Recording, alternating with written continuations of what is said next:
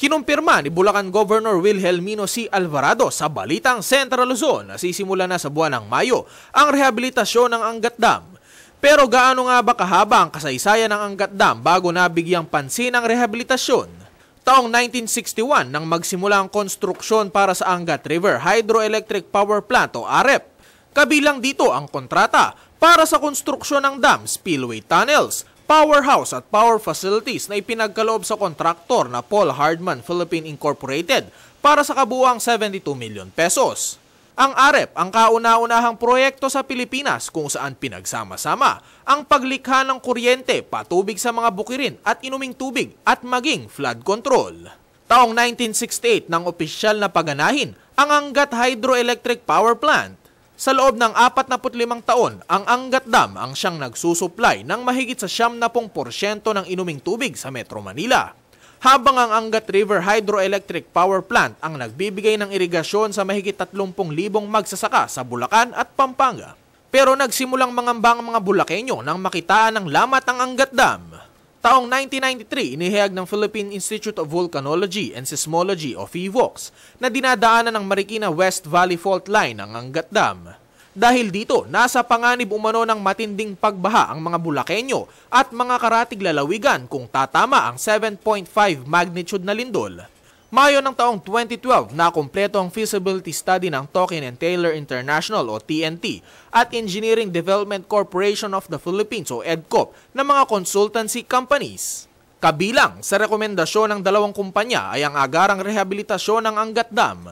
Taong 2013 nang aprobahan ni Pangulong Benigno Aquino III ang 5.7 billion pesos budget para sa agarang pagsasaayos ng dam.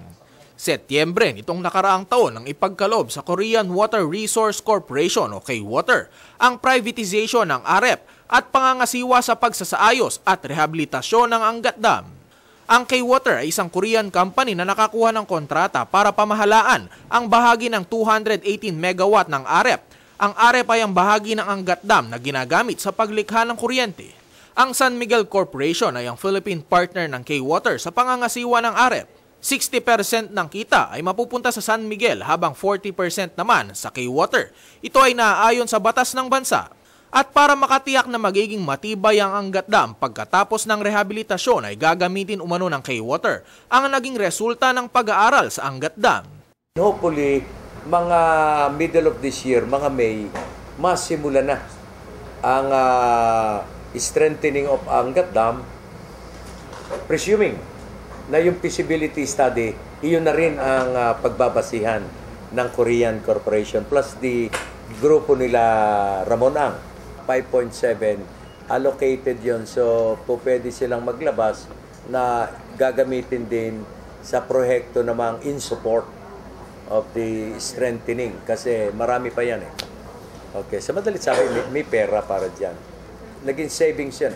Sa halip nag-gastos yan ng gobyerno, naging savings. So, gagamitin nila because it is allocated for that particular purpose. Gagamitin nila for that very particular purpose. Como may gagawa na, so kinakailangan ang paggamit nila is connected, related to the project.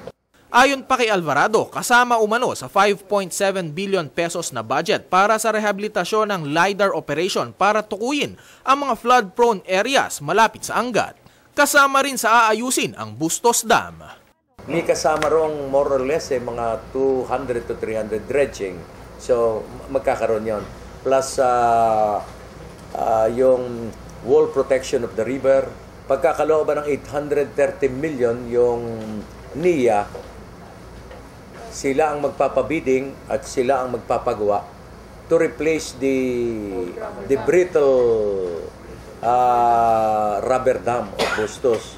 Na the rubber dam is good for 30 years but at 16, gapok na. At dahil gapok na, konting tubig lamang umuuga na at natatakot yung operator, nagpapakulaps na. Sana yung kanilang feasibility study ay i-scrutinize nila at yun na rin lamang ang pagbasihan so that nagmamadali tayo sa panahon eh. Kinakailangan masimulan na ang pagpapatibay nito eh.